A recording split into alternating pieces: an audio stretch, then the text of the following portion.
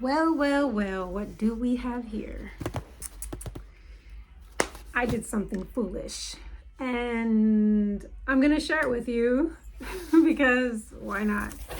I decided to try my luck in another grab bag.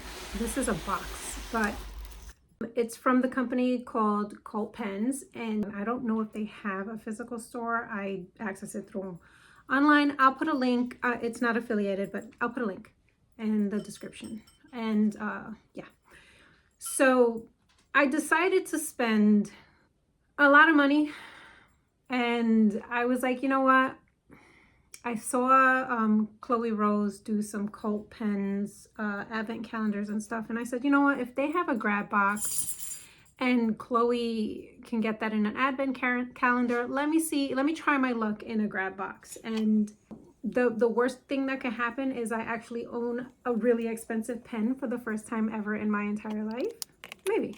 So in the box we already opened up a fountain pen. The fountain pen was really nice and black and sleek. I like it. It has a cartridge, but you can also convert it to just a regular with whatever ink you want to put in it. You don't need a cartridge.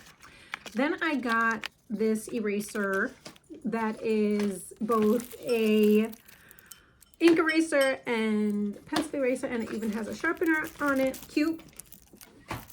Not exactly $200 cute, but cute. Okay. Then we got these socks, which I haven't worn, but I am definitely going to wear. I'm going to wear them. I mean, come on, let's just be honest. After that, we got the Faber-Castell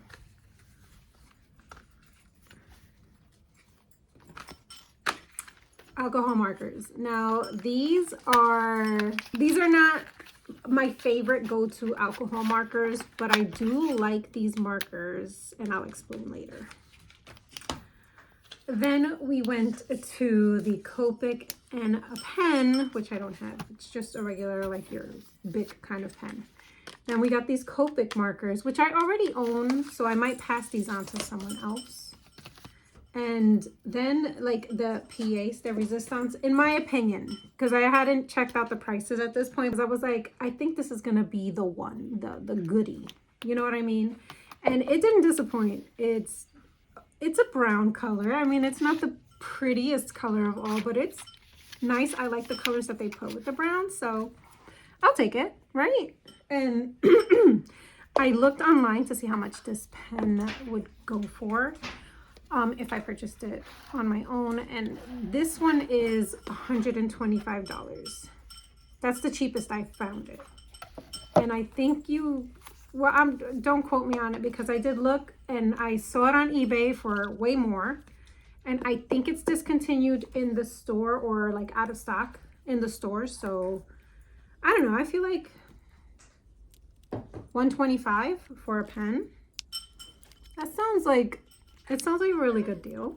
No, it doesn't. It sounds horrible and crazy, but I would never purchase an expensive pen on my own.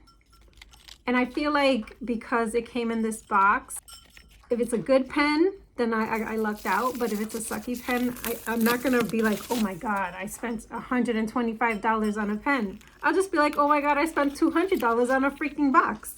That's another story. Oh no, I forgot the sketchbook. Let me tell you about my new favorite obsession. This book right here, it had me with the art on the front of the book. It really did. It's beautiful. I enjoy it very much. Although I don't make art like that, it doesn't stop me from liking that kind of art. You know what I mean?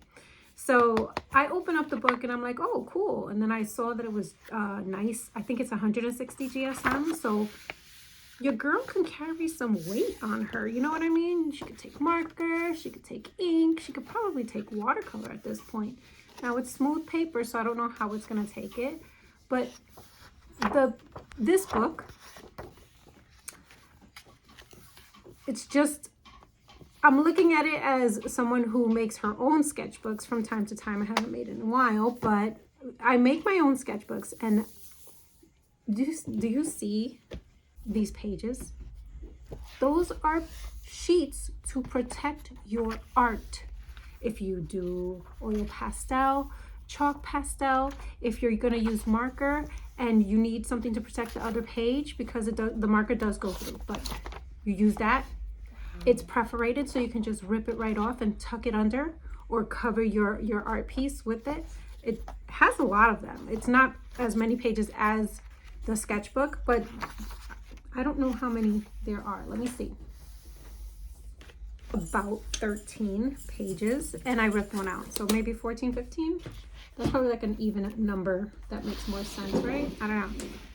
So on top of the sheets having 200, let's just slow down and let me tell you that this sketchbook alone made it worth me spending $200 on. I'm just gonna throw it out there. I always stress the experience of the unboxing as opposed to seeing if you got your money's worth. Technically, I got my money's worth, way more, because of all the stuff that's in this box. That sketchbook is a gem.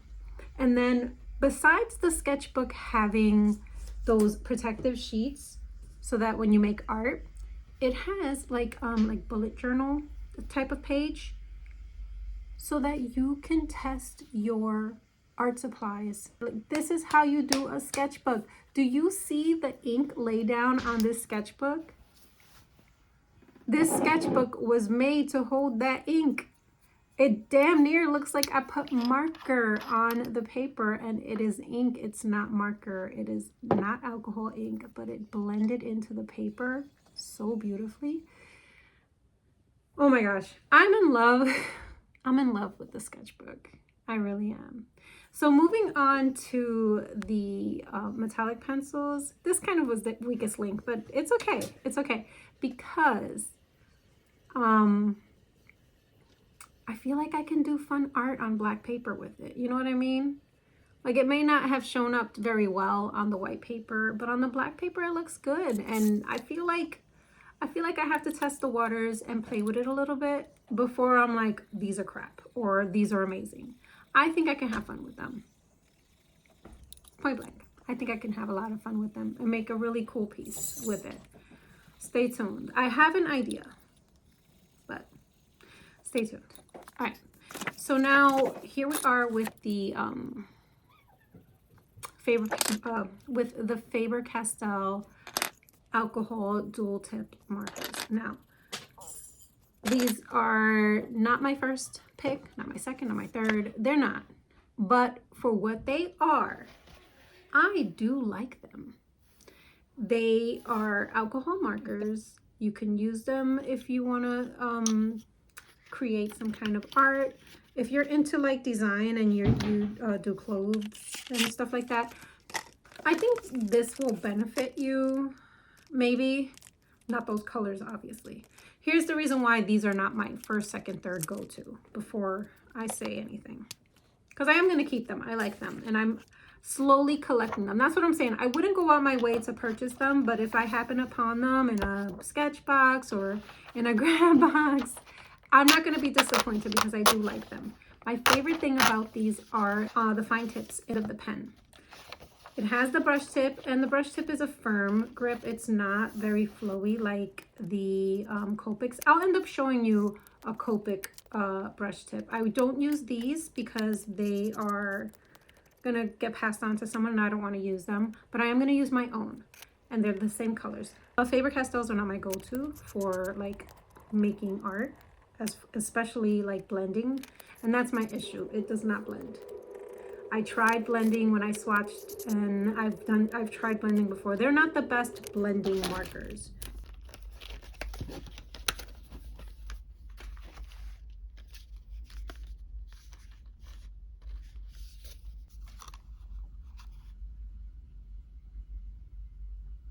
But do you see how just bendy the tip is on the Copic marker? It's perfect. It really is. I think with just the 3 pens that I got, that was well over my money's worth because the actual box was $175. All right, now let's see what the goodies are for today. All right, I got it. All right, so you're going to get the fountain pen that came in the box. You're gonna get a pen holder for your desktop. A cute little notebook to write in. I think it's just so adorable, and it's lined. Come on, how cute. So you're gonna get that. And then a watercolor postcards, because I feel like it's a ballpoint pen. Maybe you want to write letters, or I don't know. I just feel like this is more complete if I give you a little bit more than just a pen. This will be day 4's giveaway prize. So I don't know if that sounds cool and you like it, or just comment anyway. Just do it. All right. Peace and love.